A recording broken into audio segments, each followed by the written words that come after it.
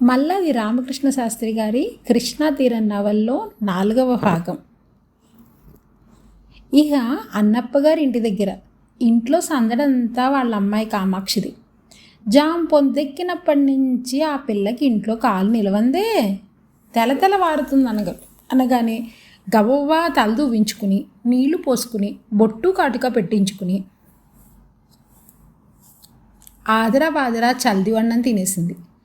పెట్టెలోంచి దాపుడు మాటలు తీసి కట్టేసుకుని పక్కింటి వెంకటలక్ష్మమ్మ గారి ఇంటికి పరిగెత్తి ఆవిడ్ని బెల్లించి కాసిని గన్నేరు ముగ్గులు మరి కాసిన మల్లె మొగ్గలు తెచ్చుకుని చెండు కట్టుకుని తల్లో పెట్టుకుని అద్దం ముందు నుంచుని బుల్లి బిళ్ళేరి అద్దం వెనకవారుగా పట్టుకుని చెండు సరిదిద్దుకుని వాళ్ళ అమ్మని అడిగి చేరెడు వేపుడు బియ్యం కాసిని ఖర్జూరాలు పెట్టించుకుని బొమ్మ సామాను చుట్టూతా పరుచుకుని వాళ్ళ ఇంట్లో వాళ్ళ అమ్మ కూరలు తరుక్కుంటుంటే అక్కడ చేరి తాటాకు బొమ్మను పెళ్లి కూతుర్ని చేస్తూ వీధిలో గంటలు చప్పుడైనలా పెళ్లివారే మన పెళ్లివారే అంటూ చెంగున వీధి గుమ్మంలో గంతేస్తూ పిల్ల సంబరంతో సతమతం అవుతుంది. తల్లికి ఇదంతా చూడగా మహామురిపం వేసింది. ఏమేం ఆ తల్లి, ఎవరింటికో పెళ్లివారు వస్తున్నారంటేనే ఇలా ఎగిరి గంతేస్తున్నావు. రేపో మాపో దైవం రక్షించి కళ్యాణం ఘడియలొచ్చి ఆ కాబోయే వారు వస్తే ఎంత కలకల్లాడుతావోనే.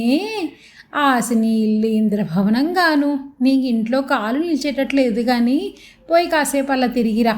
వచ్చేవాళ్ళు నీకు కనపడకుండా పోరులే.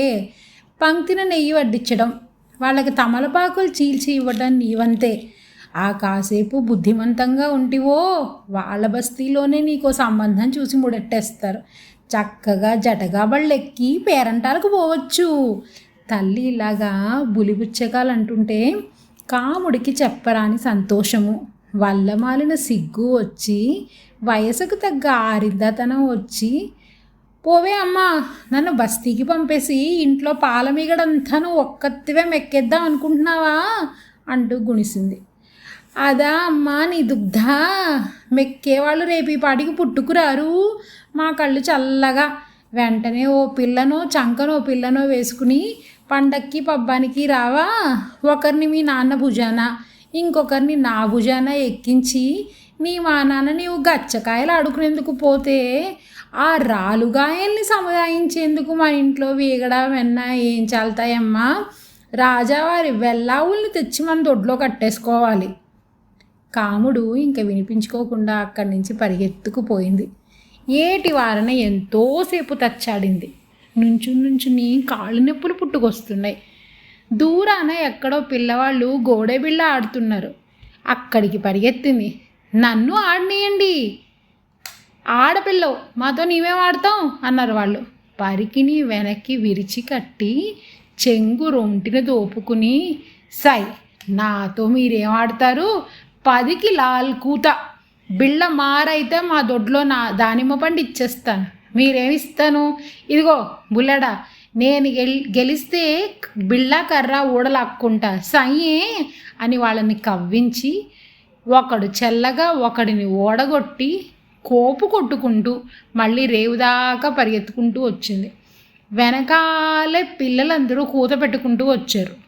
వాళ్ళ విగ్గిరవాటు వేసి పాయలోకి పోయి మొహం కడుక్కుని రొప్పు తీర్చుకుంటూ అద్దరికి చూస్తుంది. అప్పటికి బండి జాడా లేదు. ఆడుకున్నంతసేపు అటువైపు కన్నేసి ఉంచింది కనుక వాళ్ళు రాలేదు అనుకుంటూ ఇంటికి వచ్చేసింది. గుమ్మంలో తండ్రి కనిపించాడు. చూసావా నాన్న, వాళ్ళు ఇంకా రాలేదు అంది. ఇంకేం వస్తారు, వేళ మించింది. మరి రాకపోతే ఎట్టా నాన్న, వాళ్ళ కోసం అప్పచ్చులు అవి వండుకున్నాం కదా, వాళ్ళకు వడ్డించకుండా మనం తింటామా. మధ్య నీకు నాకు తాపత్రయం అసలు వారికి లేదు. అవధానులు గారు హాయిగా భోంచేసి బబ్బున్నారట. ఆయనకేం మహారాజు.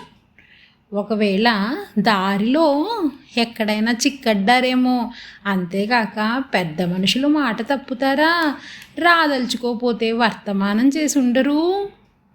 మనకు ఈ పూట భోజన ప్రాప్తి ఉంటే వారు వస్తారు, లేదా ఆయన కాసేపు కళ్ళు మూసుకు కూర్చుంటే అదే పొద్దు గుంకుతుంది. అమ్మ ఏం చేస్తుంది వంట ఇంట్లో చెంగు పరుచుకుని పడుకుంది పాపం. పొద్దున్నుంచి సతమతం అవుతోంది. అలా కాసేపు పడుకొని మనం దాడి ఆడుకుందాం, ఇలా కూర్చో. ఆట మంచి పట్టులో ఉండగా బందరువారు రానే వచ్చారు. ఆ దంపతులని అంత దూరాన చూడటంతో కాముడు పరిగెత్తుకుంటూ వెళ్ళి, బందరు నుంచి వస్తున్నారు కదూ అనేసి ఆవిడ సమాధానం చెప్పేలోగానే చెయ్యి పట్టుకుని, అదే మా ఇల్లు, మా ఇంటికే ముందు వస్తున్నారు, భోంచేసి పెళ్లివారింటికి వెళ్దాం, నేను వస్తాను అంటూ ఇంటివైపుకు తీసుకొచ్చింది. ఆయనకు అంటే లచ్చమ్మ గారి పెనిమిటి రమణయ్య గారికి అప్పన్న ప్రత్యుత్థానం చేశాడు. జరిపే తీరున మర్యాదలన్నీ జరిపారు. ఆ పిల్ల సంబరము, ఆ తెలివితేటలు, ఆ చురుకుదనము, ఆ చక్కదనము చూసేటప్పటికీ లచ్చమ్మ గారు తను వచ్చిన సంగతి మర్చిపోయింది. ఏదో పని కట్టుకుని ఇంత దూరం వచ్చినందుకు వెళ్ళకపోతే నలుగురు ఏమని పోతారో అని అవధానులు గారింటికి వెళ్ళటము రావటము జరిగింది. ఆ రాత్రికి వీరింటే ఉండి వారిదోన వారు వెళ్ళిపోయినారు.